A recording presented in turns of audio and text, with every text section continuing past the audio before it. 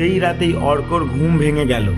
এক পুতুলটি ঠিক তার দরজার সামনে দাঁড়িয়ে আছে। গল্পের প্রধান চরিত্র অর্ক, একজন গ্রাফিক্স ডিজাইনার, যার জীবনটা যেন তার কম্পিউটারের স্ক্রিনের মতোই একঘেয়ে আর ধূসর। একা ফ্ল্যাটে তার একমাত্র সঙ্গী ছিল তার প্রিয় কুকুর রিকি। রিকি ছিল অর্কর জীবনের প্রাণ, তার নিঃসঙ্গতার একমাত্র সাক্ষী। এক সকালে অনলাইনে একটি বিরল ও সীমিত সংস্করণের লাববু পুতুলের নিলামে চোখ আটকে যায় অর্কর। পুতুলটির অদ্ভুত হাসি আর চোখের গভীরতা তাকে সম্মোহিত করে। পুতুলটি যেন নীরব ভাষায় কিছু বলছিল।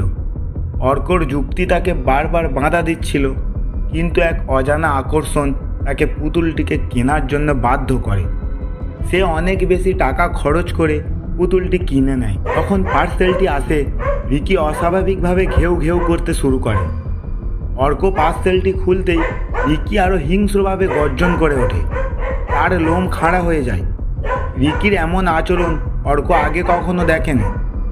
বাক্সটি পুরনো এবং ধুলোয় ঢাকা ছিল, কিন্তু রিকির সতর্কবাণী উপেক্ষা করে পুতুলটি বের করে তার পড়ার টেবিলের এক কোণে রেখে দেয়।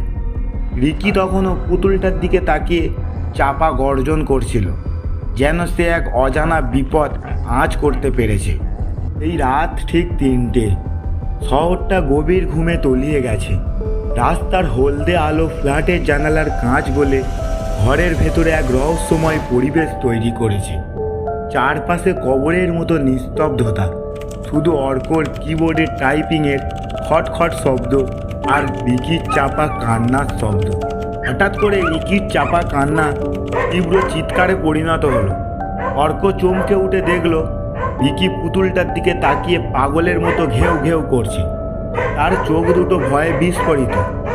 অর্ক দ্রুত পেছনে তাকাতেই দেখল পুতুলটার চোখ দুটো অস্বাভাবিক উজ্জ্বল দেখাচ্ছে, যেন ভেতর থেকে একটা হালকা সবুজ আভা ঠিকরে বের হচ্ছে। মুহূর্তের জন্য অর্কর মনে হলো পুতুলটার ঠোঁটের কোণে লেগে থাকা হাসিটা যেন আরও চওড়া আর দাঁতগুলো আরও ধারালো হয়ে উঠেছে। সে দ্রুত চোখ কচলে আবার তাকাতেই আলোটা আর নেই। অর্ক নিজেকে বোঝালো এটা হয়তো তার চোখের ভুল। সে রিকিকে শান্ত করার চেষ্টা করলো, কিন্তু রিকি তার দিকে এমনভাবে তাকিয়েছিল যেন সে অর্ককে এক ভয়ানক বিপদ সম্পর্কে সতর্ক করতে চাইছে।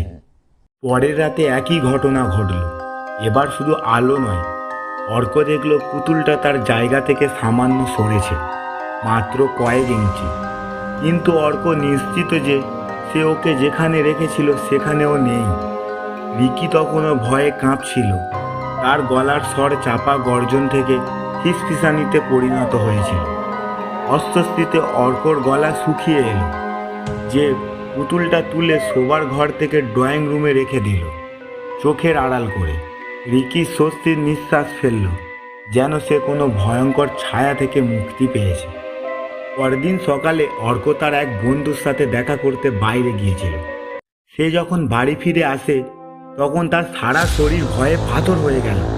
ফ্ল্যাটের দরজা খোলা, আর ভেতরে ঢুকতেই এক তীব্র পচা গন্ধ তার নাকে এলো। ঘরের ভেতরটা যেন এক ধ্বংসবস্তু। আসবাবপত্র উল্টানো, বইপত্র মেঝেতে ছড়ানো, আর সবথেকে ভয়ঙ্কর দৃশ্যটি তার সামনে ভেসে উঠল। রিকি, তার প্রিয় কুকুর, বিছানার ওপর নিথর হয়ে পড়ে আছে। তার সারা শরীর থেকে যেন লোম ছিঁড়ে ফেলা হয়েছে, আর ঘরের মেঝেতে ছড়িয়ে রয়েছে রিকির লোম। পুতুলটা কোথাও ছিল না, কিন্তু অর্ক স্পষ্ট দেখতে পাচ্ছিল রিকির গলায় ধারালো দাঁতের দাগ, ঠিক যেন লাববুর দাঁতের মতোই। অর্কর হৃৎপিণ্ডটা যেন লাফিয়ে গলায় চলে এলো। সে দ্রুত পায়ে তার পড়ার ঘরে ফিরে এলো, আর সেখানেই তার পড়ার টেবিলের ওপর ঠিক তার আগের জায়গায় লাববু পুতুলটা বসে আছে। এবার তার ঠোঁটের কোণে লেগে থাকা হাসিটা যেন আরও চওড়া, আর দাঁতগুলো যেন রিকির গলায় লেগে থাকা দাগের মতোই ধারালো। অর্ক ভয়ে কাঁপতে শুরু করলো। সে আর এক মুহূর্ত অপেক্ষা না করে পুতুলটা একটা বড় বাক্স ভরে তার স্টোর রুমে তালা দিয়ে রেখে দিল। কিন্তু সেই রাতেই অর্কর ঘুম ভেঙে গেল। একটা খসখসে শব্দ, মনে হলো কেউ যেন স্টোর রুমের দরজা আঁচড়াচ্ছে। অর্ক ভয়ে কাঁপতে কাঁপতে উঠে স্টোর রুমের দিকে তাকিয়ে দেখল দরজাটার তালাটা ভাঙা, আর বাক্সটা খোলা। আর লাববু পুতুলটি ঠিক তার দরজার সামনে দাঁড়িয়ে আছে। তার স্ত্রীর চোখ দুটো অর্কর দিকেই নিবদ্ধ। অর্ক তখন বুঝতে পারল সেই পুতুলটির হাত থেকে কখনো মুক্তি পাবে না। বন্ধুরা, গল্পটা যদি আপনাদের ভালো লেগে থাকে তাহলে কমেন্ট করে অবশ্যই জানাবেন। আর ঘোষটুন বাংলা চ্যানেলটাকে সাবস্ক্রাইব করে পাশে থাকবেন। দেখা হচ্ছে নতুন আরেকটি হরর গল্প নিয়ে।